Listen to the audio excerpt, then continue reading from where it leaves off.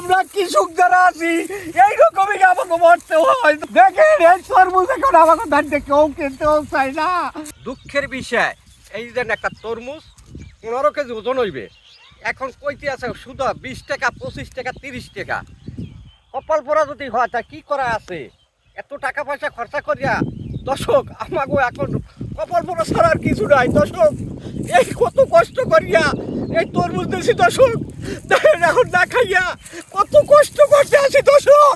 এর সাথে ভরা ভালো এত কষ্ট করছি খাইয়া না খাইয়া এই তরমুজ দিয়া, এখন দেখেন এই তরমুজে না খাইয়া এখন খেতে কোনো উঠতে পারতে আসি না। আমরা কৃষক যারা আছি এইরকমই আমাকে মরতে হয়। দর্শক দেখেন আমরা এই যে একটা তরমুজ কি রকমের হয়েছে। দর্শক দেখেন এই তরমুজ এখন আমাকে ধানটা কেউ কিনতেও চাই না।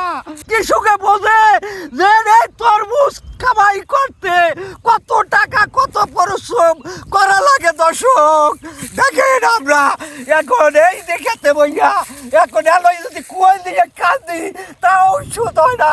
এক আল্লাহ রব্বুল আলামিন যদি আমাদের মুখের দিক চায়